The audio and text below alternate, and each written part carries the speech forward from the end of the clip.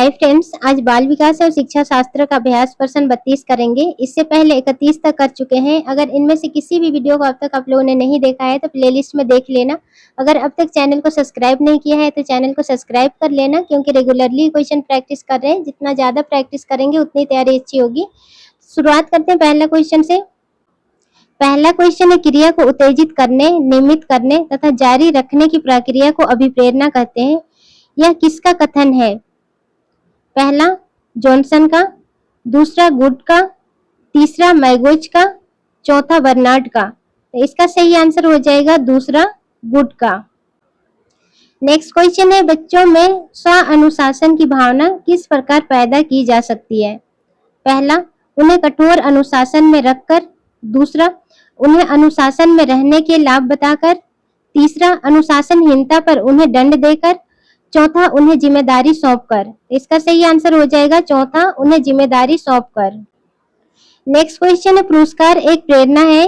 पहला अप्रत्यक्ष, दूसरा प्रत्यक्ष, तीसरा नकारात्मक, चौथा सकारात्मक। इसका सही आंसर हो जाएगा दूसरा प्रत्यक्ष। नेक्स्ट क्वेश्चन है, दंड बालकों पर कैसा प्रभाव डालता है? पहला प्राविकता, दूसरा सुधारात्मक, तीसरा अल्पकालिक, चौथा बदला प्रेरक। तो इसका सही आंसर हो जाएगा दूसरा सुधारात्मक। नेक्स्ट क्वेश्चन है, कक्षा में छात्रों को अभिप्रेरित किया जा सकता है। पहला उनकी सफलता की दर को बढ़ाकर, दूसरा यदि वे प्रतिभावान है तो उनके मार्ग पर रुकावटें खड़ी करके, तीसरा उनमें प्रतियोगिता भावना विकसित करके, चौथा उपरोक्त सभी। तो इसका सही आंसर हो जाएगा तीसरा, उनमें प्रतियोगिता भावना विकसित करके। नेक्स्ट क्वेश्चन है, स्किनर का अभिप्रेरणा सिद्धांत आधारित है। पहला ग्रह स्पष्ट व्यवहारों पर जो पुनर्बलन देकर परिवर्तित किए जाते हैं, दूसरा इच्छित व्यवहार की पहचान पर, तीसरा उपरोक्त दोनों, चौथा उपरोक्त कोई नहीं। तो इसका सही आंसर हो जाएगा तीसरा उपरोक्त दोनों। पहला और दूसरा दोनों ही हो जाएगा। नेक्स्ट क्वेश्चन है, एक शिक्षक जो अपनी कक्षा में उत्तम वातावरण तैयार करना चाहता है उसे निम्नलिखित कार्य करना चाहिए। पहला, उसे कठोर अनुशासन सिद्धांतों का अनुसरण करना चाहिए। दूसरा, उसे छात्रों को चुनौतीपूर्ण नवीन अनुभव प्रदान करने चाहिए। तीसरा, उसे छात्रों को निरंतर मौखिक एवं वस्तुनिष्ठ परीक्षाओं में व्यस्त रखना चाहिए। चौथा, उसे कठोर नियमों की स्थापना किए बिना किसी भेदभाव के करनी चाहिए। तो इसका सही आंसर हो जाएगा दूसरा, उसे छात्रों को चुनौतीपूर्ण नवीन अनुभव प्रदान करने चाहिए। नेक्स्ट क्वेश्चन है, यदि कक्षा में पढ़ाते समय आपको महसूस होता है कि अचानक सभी बच्चे पढ़ने में रुचि नहीं ले रहे हैं तो आप क्या करेंगे? पहला, कोई ध्यान नहीं देंगे और पढ़ाना जारी रखेंगे। दूसरा, पढ़ाना बंद कर देंगे। तीसरा, बच्चों को ध्यान देने को कहेंगे। चौथा, कारण जानने की कोशिश करेंगे। इसका सही आंसर हो जाएगा चौथा, कारण जानने की कोशिश करेंगे। नेक्स्ट क्वेश्चन है, बच्चों में अच्छे चरित्र के निर्माण के लिए पहला, पाठ्य पुस्तकों में चरित्र निर्माण संबंधी पाठ होने चाहिए। दूसरा, चरित्र निर्माण के लिए व्याख्यान दिए जाने चाहिए। तीसरा, कक्षा कक्ष गतिविधि इस प्रकार से हो कि बच्चों को चरित्र निर्माण में सहायता मिल सके। चौथा, महापुरुषों की जीवनी बच्चों को पढ़ाई जानी चाहिए। इसका सही आंसर हो जाएगा चौथा, महापुरुषों की जीवनी बच्चों को पढ़ाई जानी चाहिए। नेक्स्ट क्वेश्चन है, इरफान खिलौनों को तोड़ता है और उसके पुर्जों को देखने के लिए उन्हें अलग अलग कर देता है। आप क्या करेंगे? पहला, उस पर हमेशा नजर रखेंगे। दूसरा, उसके जिज्ञासु स्वभाव को प्रोत्साहित करेंगे और उसकी ऊर्जा को सही दिशा में संचारित करेंगे। तीसरा, उसे समझाएंगे कि खिलौनों को नहीं तोड़ना चाहिए। चौथा, इरफान को खिलौनों से कभी भी नहीं खेलने देंगे।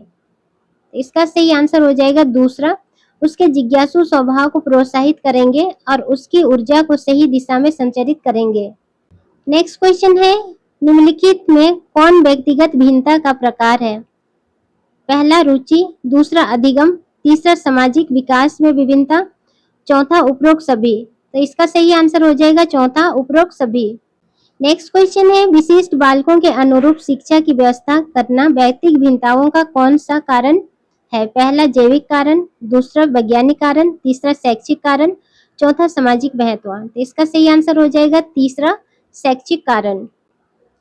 नेक्स्ट क्वेश्चन है, विद्यार्थियों को किसके लिए वैयक्तिक भिन्नताओं को पूरा करना चाहिए? पहला, वैयक्तिक शिक्षार्थी को विशिष्ट होने की अनुभूति कराने के लिए।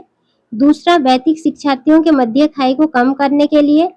तीसरा, शिक्षार्थियों के निष्पादन और योग्यताओं को समान करने के लिए।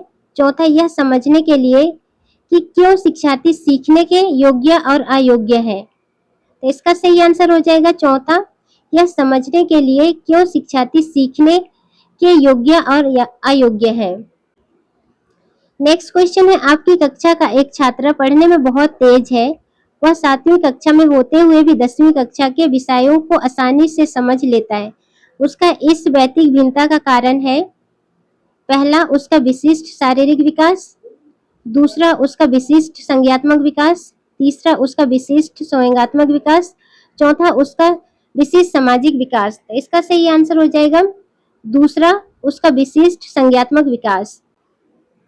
आज का लास्ट क्वेश्चन है, कक्षा में अनुशासन सुधारने की दृष्टि से अध्यापक का क्या करना सर्वोत्तम होगा?